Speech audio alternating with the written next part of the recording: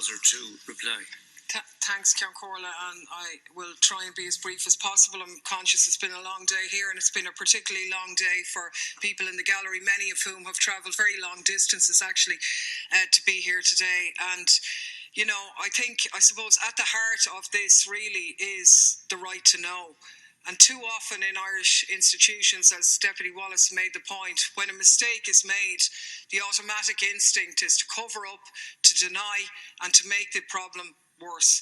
We've encountered that in many of our actions in relation to cases of Garda malpractice, or where families may have lost a loved one through a murder or whatever, but it's the exact same mentality that families here have met from the HSE and the health services in Ireland, and it's just not good enough.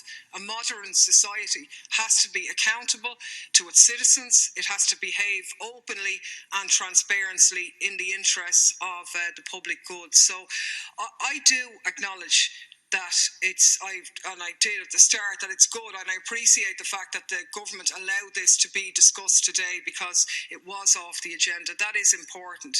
I think it is important that you've agreed to not oppose it. It certainly has never happened to me in 5 years in the Dáil that anything I put forward has this is the first thing that wasn't opposed. So that is a positive thing, and I'm not making light of that, but I am really strongly urging here, don't sort of lead people on. Now, I'm not unrealistic either. I know this is the end of this stall. There is only a couple of weeks of business left. The possibility of getting this into committee is going to be difficult, but I would strongly urge you to do that. And you're the only ones who can put business into committee and get this to next stage. So I would really beg you actually to do that. Now, I know from what the Minister said is that she is going to propose a lot of amendments to this. Now, I know that a lot of them are to do with the rest of the bill or the old bill.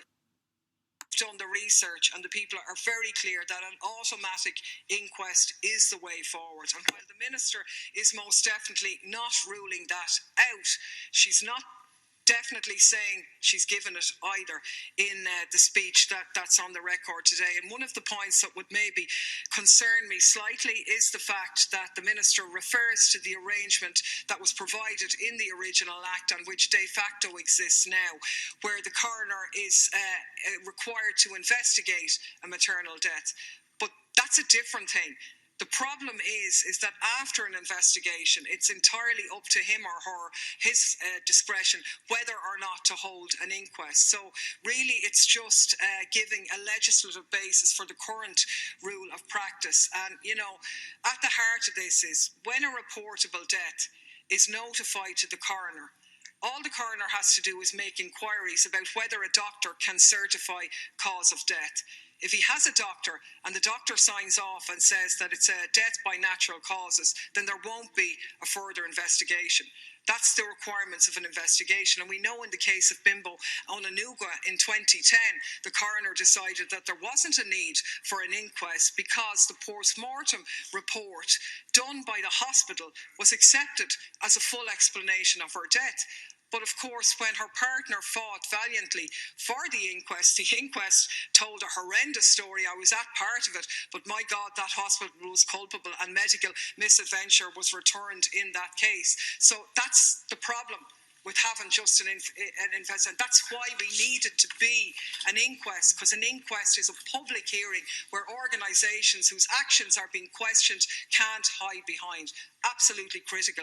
The other point that was made about whether there would be unnecessary inquests which would cause distress to families, I would be obviously very sensitive that would not occur, but we are talking about inquests in cases of maternal deaths, and a maternal death within the time frame that we indicated earlier is a death from any cause related to or aggravated by pregnancy or its management, but not from accidental or incidental causes. So a maternal death in those circumstances wouldn't be covered by that inquest. So I think we are covered. I think the example given about the McGarry baby and so on, about the family of Antoinette Pepper, show that all families want this. Everybody wants closure and information. And again, given that the coroner has decided to grant an inquest into the death of baby McGarry, I think given that Antoinette Pepper's death occurred 4 years before that it firmly puts back on the table the need for an inquest in her case. And I would again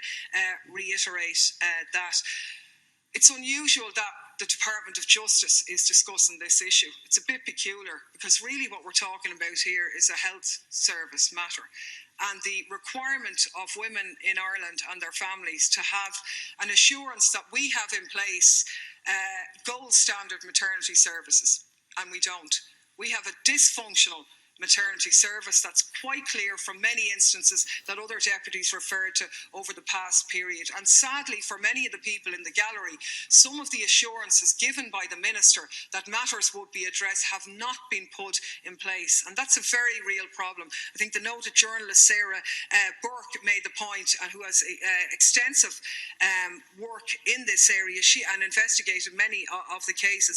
She made the point that many of the cases related to poor and negligent care, but there were a lot of other common factors in the cases. All the cases were initially denied and ignored until somebody blew the whistle or kept the pressure on. Families had to fight hard. Another key concern and trend was that catastrophic cases were not learned from.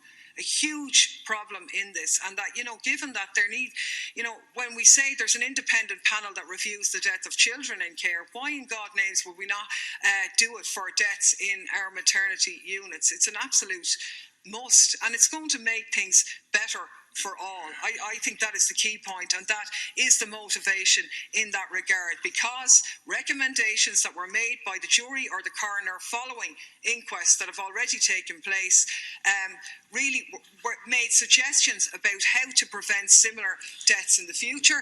The families, no assurances were given from the HSE that lessons would be learned, that clinical care and practice would change, but it didn't. If it did, we wouldn't be here, and some of the families wouldn't have had the loss that they had. I mean, the point has been made. There wasn't even a nationally accepted definition of maternal sepsis, which was assured would happen in the case of Tanya McKay. But at the inquest and investigation into Savita Halappanavar, we knew that that wasn't the case. So even basics are not in the place.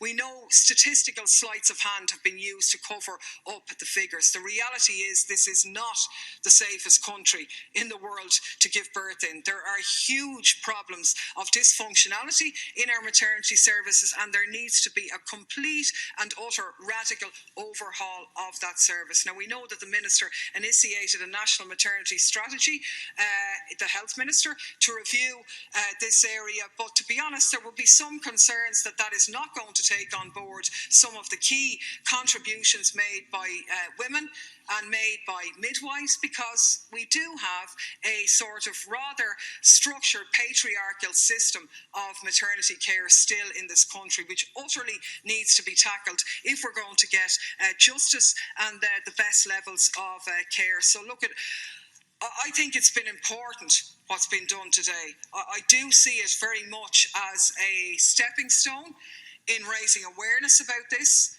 That would not have happened without the work put in by the people in the gallery.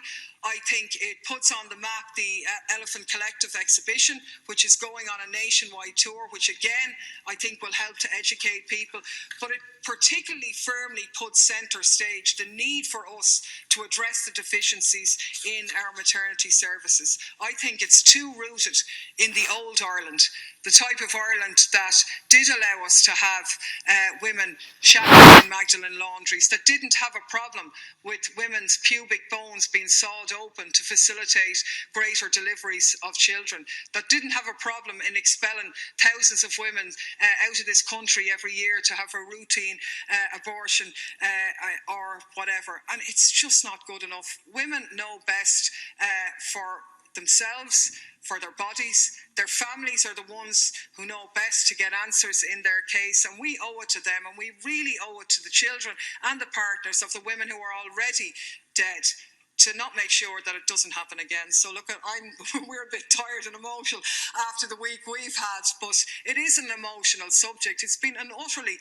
harrowing journey for the crusaders in this gallery, and you owe it to them. I mean, Deputy Wallace made the point that his policing bill was put in and passed at this stage, but it never went any further. Now, I know that work has been done on this, and I accept the bona fides that the input of this is going to format and inform the new Coroners Bill, but I'm telling you, the points made earlier about people are not going to accept going down the road of an investigation. A public scrutiny is the only way forward in this institution that we currently call the HSE, but many of our hospital managements. So I hope we've done a good day's work here today, and again, I really thank the people who were here to support us.